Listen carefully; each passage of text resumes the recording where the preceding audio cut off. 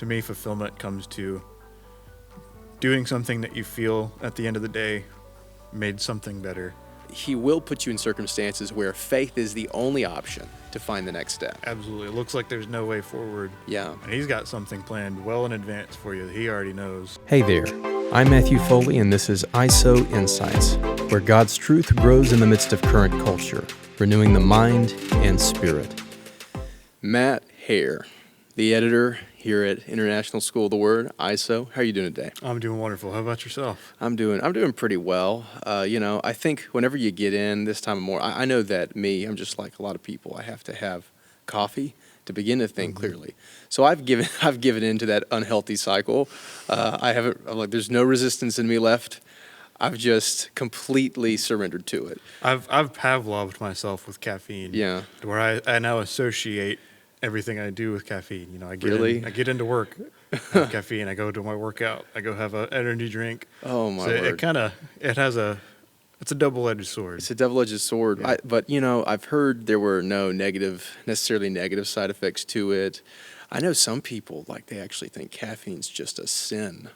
I mean, I know that obviously there's some sects and some churches, denominations. Yeah, I heard Australia, people in general, Christians in general, don't drink caffeine in Australia. Really? Crazy thing I heard. Interesting. But anyway, it's interesting because we've had so many talks like this, and I think to kick off this whole ISOW podcast, it was going through my mind the catalog of people that would have something interesting to say, something that really would be up to current culture, up to date with everything that's going on in the world. You came right to the top. Well, I appreciate that. Yeah, because we've just had so many conversations. But we'll jump in here because we're going to have 2 episodes with you. In this first one, Sounds good. About your life, your background. And here the audience may actually be finding out some things about you that I've never heard before. Uh-oh, yeah. But We'll see. let's go ahead and jump it. So what's your background, your upbringing, some things you'd sort like to of share? how I ended up where I am. Yeah. Here at ISOW. Yeah. I was originally, back in high school, my original plan was to be an engineer. I had worked a lot with cars and engines and sort of had that sort of skill set. Really? But due to some personal issues at home, got in some trouble at home, home life, that kind of thing. Gotcha. And at school as well. I got really behind in my math studies by junior year of high school. And thankfully, I went to Lee University here in Cleveland on a full-ride scholarship. So I actually had the chance to sort of reset all that. But by the time I got to college, I was so behind in math that when I was taking my math courses, it wasn't working out. Really? But I got that full-ride scholarship due mainly to my ACT scores. And the reason my ACT score was so high is because I got perfect score in the writing and reading portion. Wow. So that got me thinking, well, you know what, maybe this is really more what I need to do. This is more what I'm good at, what I have passion in. So I wound up switching to English and literature, not really knowing what I was going to do with it at first. Yeah. And then I got involved with the writing department in the writing lab, which is basically kind of like a tutoring where you help students workshop their papers. Yeah. And you said that you were really found that you had a knack for helping people rephrase and... Yeah, I really enjoyed it. I got a lot of repeat, it wasn't customers, I was paid by the school. Clients, yeah. Under the table money. People at the writing request me department. specifically. I had a lot of popularity, honestly, with the writing department. People were in their local schools and their little college departments. They were like whispering the name Matt Herr. Yeah. Don't want to toot my own horn there, but I genuinely did enjoy it. People seemed to like what I had to say to them and stuff. So really, sort of led into that was, well, maybe editing is where I need to go. Well, I don't think something like that really arises just out of nothing. And there's some interesting things you said there about yourself. So you were interested in cars. I never knew that. Yeah. So you said you actually had a very working knowledge of how early in your life were you beginning to look into that? That was when I was younger, probably middle school, early high school age. Wow. I had tinkered. My dad and I had rebuilt some classic cars, worked on an old second-gen Camaro, C3 Corvette, yeah. So you guys were piecing stuff together. Were you buying parts? Yeah. Wow. Yeah, I'm doing the old auto parts and junkyarding and that kind of stuff. So you thought you were going to something more hands-on? Definitely more hands-on. I had an internship through actually 3 years of high school at Snap-on Tools. Really? In the engineering lab. What was that experience like? Oh, I loved it. I really enjoyed it. I did a lot of, I basically was quality control, but I worked in the engineering lab under the engineers. So we did all kinds of, some of it was tedious, but some of it was really cool design work where you test out the metallurgy of different parts. But yeah, I enjoyed that, and I was really planning on going back there to work until college didn't work out. So was it, see, you're telling me you had this thing where you were extremely interested in a job that has some heavy lifting involved to it, where you're moving parts, and it's still mathematical, right? It's still a very logical job. Yeah. But there's a lot of interaction with people, I would assume. Or maybe if you're in the back of the shop, maybe not. Yeah. If you're in the back of the shop, you might just be like, leave me alone. Yeah. All right, I'm going to work on this car that doesn't talk back, But with something like that, though, it's so different than editing a document on a laptop. Yeah, it's worlds apart. And what you had that part of your life. What about the part of your life that became this thing of helping people to figure out better ways to word their ideas?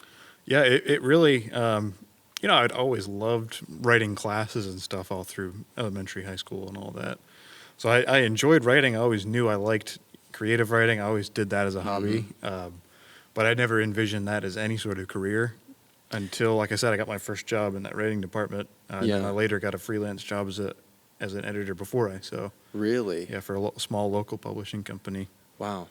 What was the change from this idea of being an engineer to being an editor like in college? Yeah, it was very, I think a lot of people in college and at that age, 18 to 19, learn a lot about the world, especially when they move out for the first time. They sort of see who they are, have an opportunity to sort of see what they do when they're alone, what sort of discipline they can have, what their interests really are.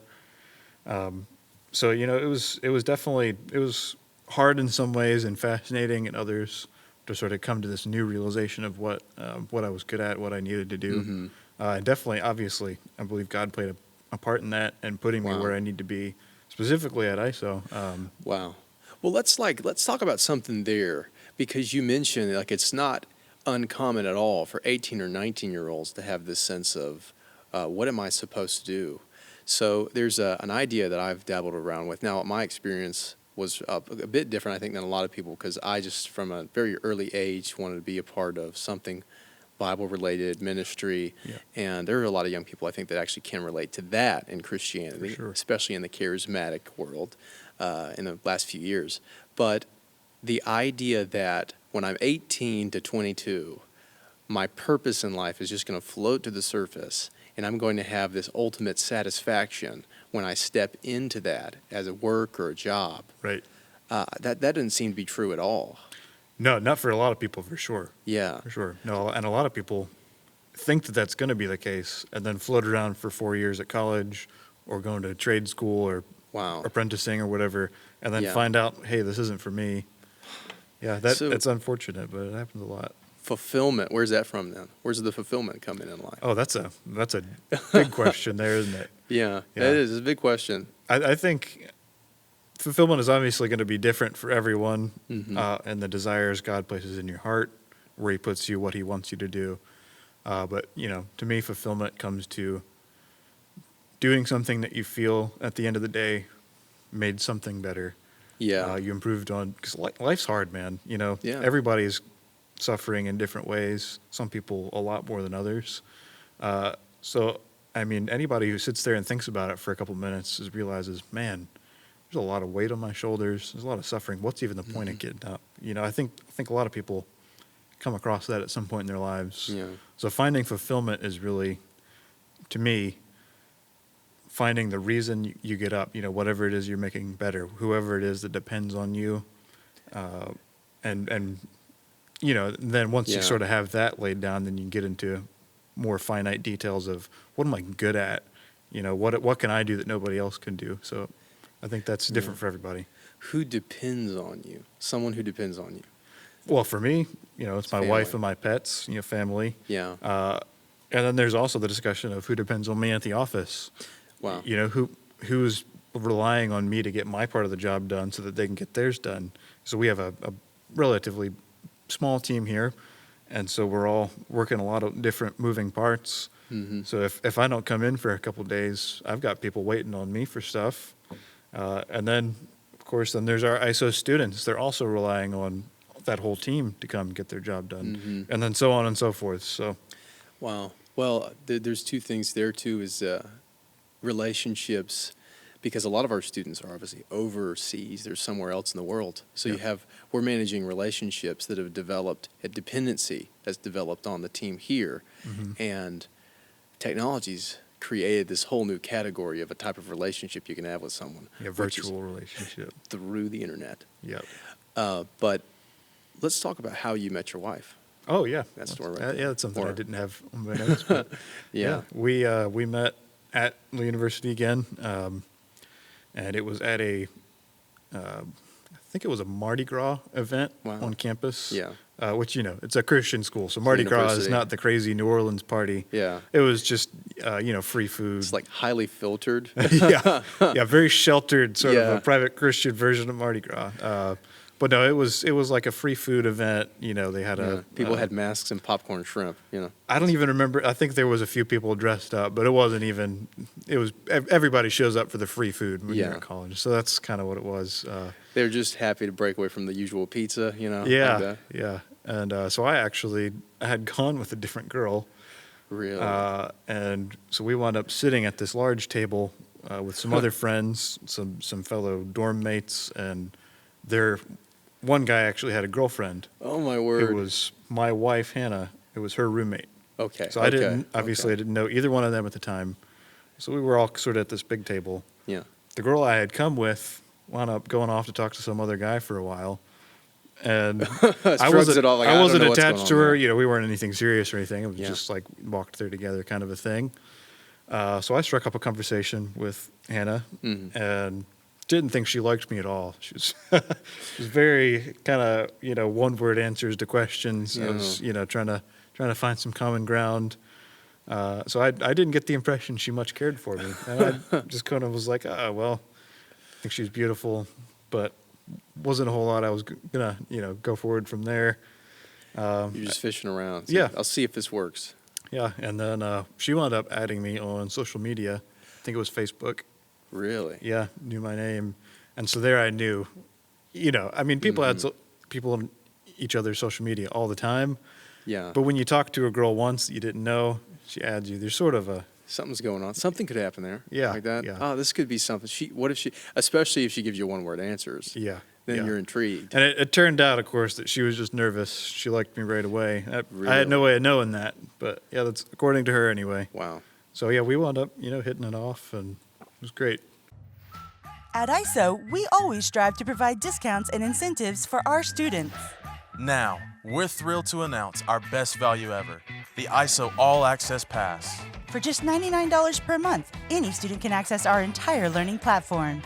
An ever-expanding library of fascinating, groundbreaking teaching at your fingertips for the average price of just one ISO course. There has never been such a prime opportunity to pursue your biblical education. Students in many traditional schools pay $100 to learn every day for every single course. With the All Access Pass, that amount gives you access to our entire course catalog. At ISO, you can learn from world-class teachers on a wide variety of subjects, all at your own pace. With the subscription-based model of the All Access Pass, there are no obligations to put yourself in debt for decades. If you're hungry to learn about the Word, there's never been a better value. That's countless hours of teaching and materials with no limit on how much you can learn. Now, more than ever, ISO is excited to connect the Word with the world.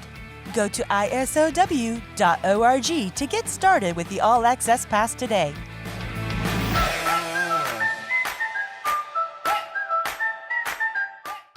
Now, you guys, I know that when I came in here at ISO, when I started working here, oh my word, that had to be about like 2019 to 2020, where I was working at office, moved in office. You guys had transitioned from where you were living. And what year did y'all get married? 2016. 2016. Okay. So y'all been married for since I was a freshman in college, actually. Yeah. Wow. So basically, I remember y'all making a transition and moving, and I can't remember if that took you farther away from our building here or nearer.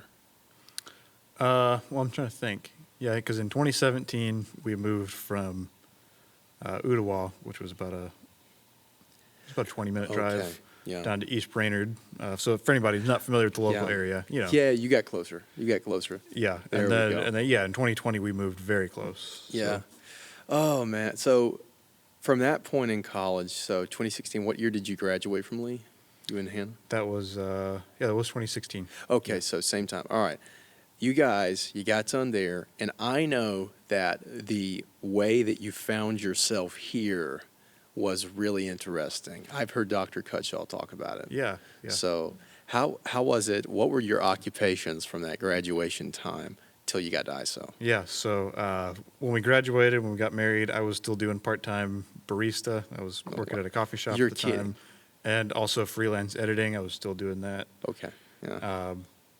I actually had a really good job offer in editing, doing what I wanted to do at it was Lifeway Publishing in Nashville.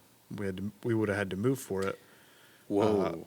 But Hannah, at the same time, got a job offer at the school that she really wanted to work with, with some friends she knew. So it was a really good situation.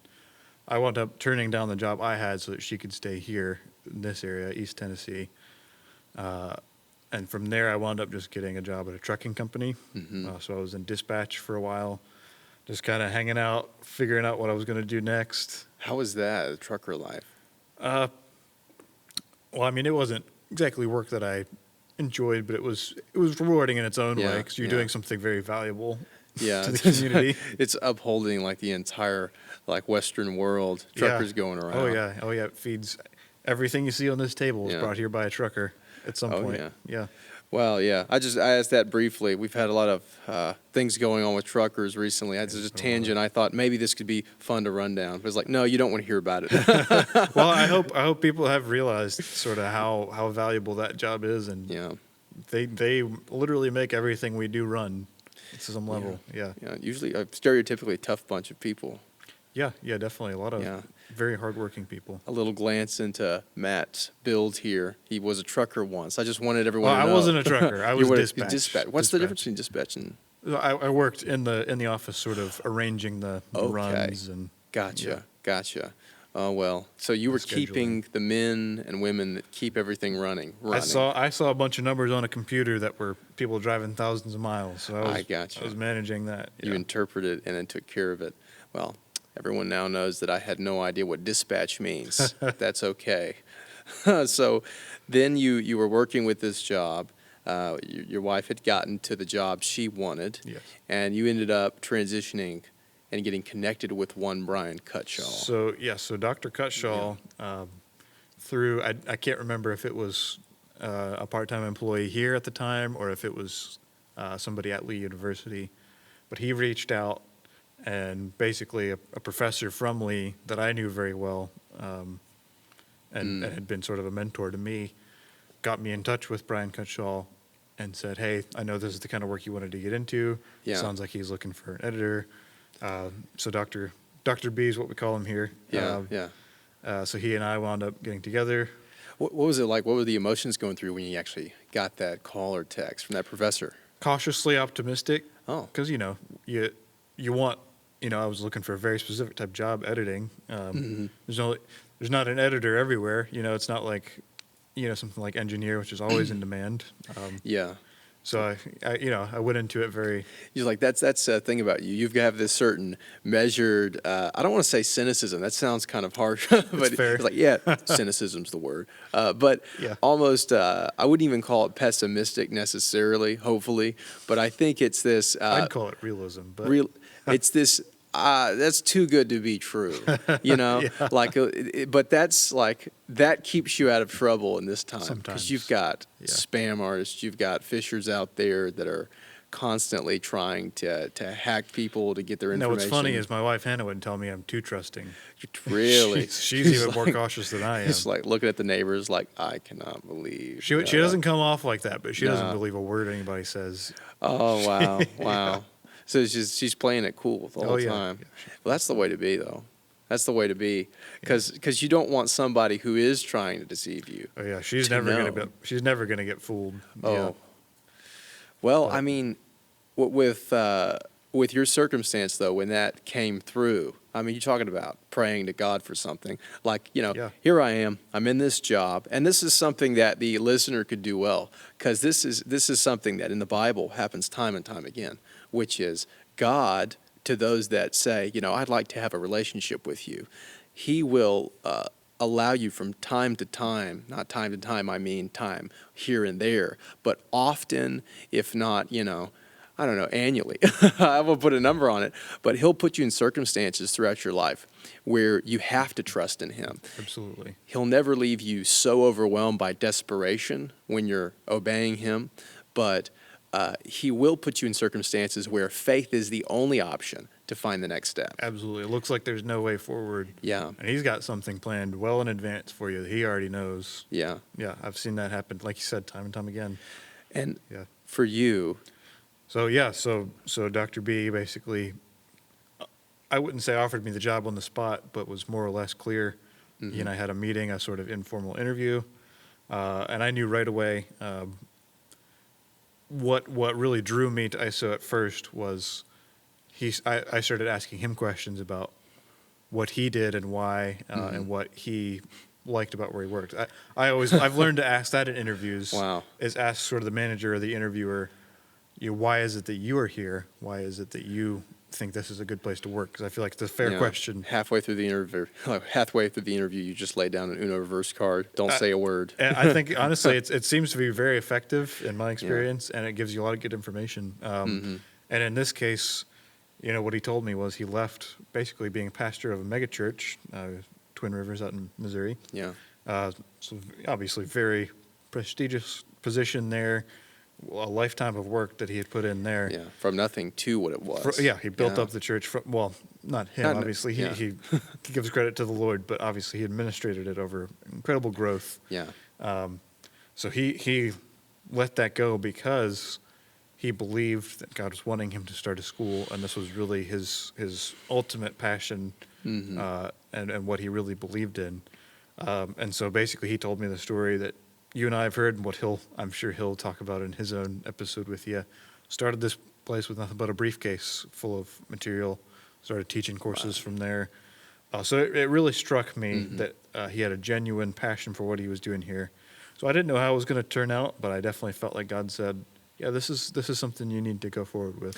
And that took a lot of faith from you, I'm sure, because you said yes to a job as an editor, and I'm sure there were like promises up front that made it appealing enough where you're like, okay, well, I'll take this. This is kind of a situation that I wanted, and that I don't know. I'll say that disclaimer real quick. I will say, I mean, and just to be honest, it was a pay cut.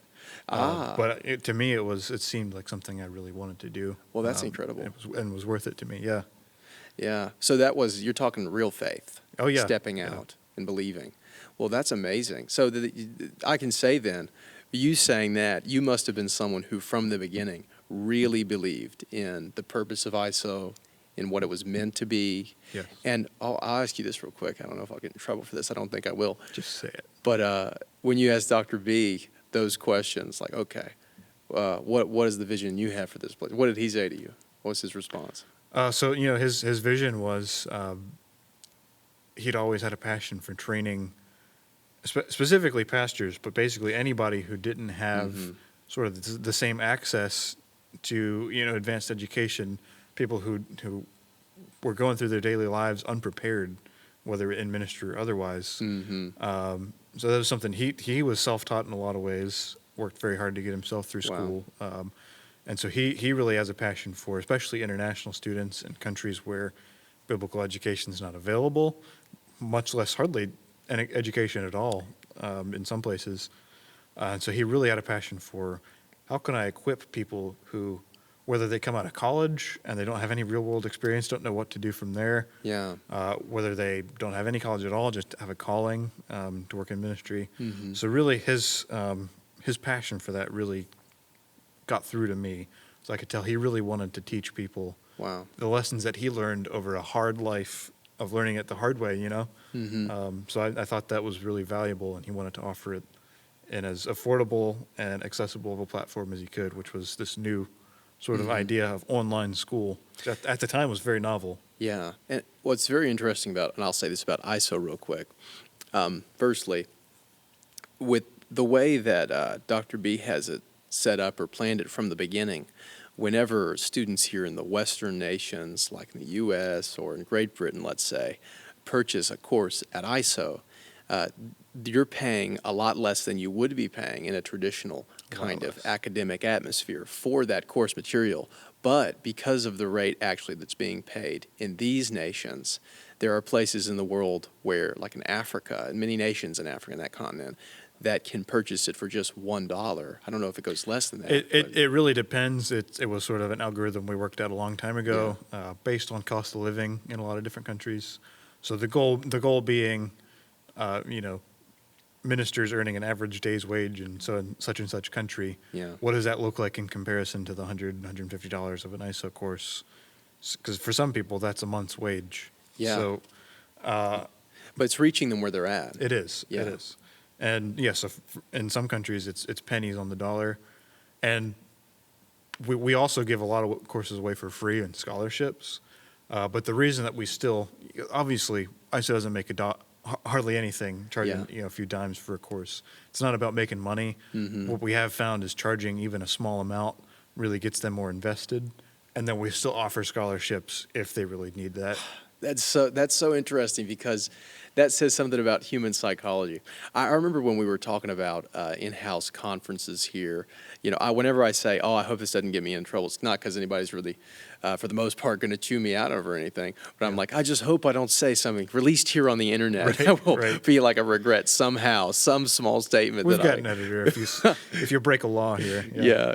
So it's with things, though, that well, we're releasing stuff that people can purchase in these nations, this whole idea of something that can reach them where they're at, this idea of the internet, using it in this way, setting up a whole system.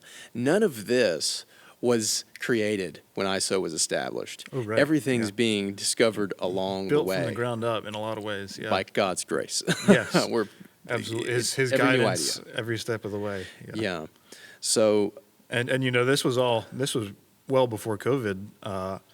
And so this was, like I said, a very novel idea, online school. There was very few places doing that, very few people interested in that kind of thing. It was kind of the cutting edge. Wow. And since COVID, I think a lot of people have realized the value of, when I can't get together, when I need access anywhere in the world, this is really where a lot of schools are headed. Absolutely. And what is it? I think development for ISOW as a basic kind of curriculum, I think that was around 2015, it's very nascent beginnings, 2016 it's been, for sure. Yeah, I wasn't here for the very start, but it's been a brainchild of Dr. Cuttrell specifically for around a decade almost. Yeah, I know that. And he, as far as getting it here developed here in Cleveland, Tennessee, getting things rolling, and then getting it developed enough to where, okay, now we actually have something we can launch with. I know it was launched in 2018, and then that's a few years before COVID broke out. Broke out. Use the wrong verb tense in front of the editor. How dare you? So nobody knew that the world in a few years would begin to really shift Somebody towards. knew. God knew.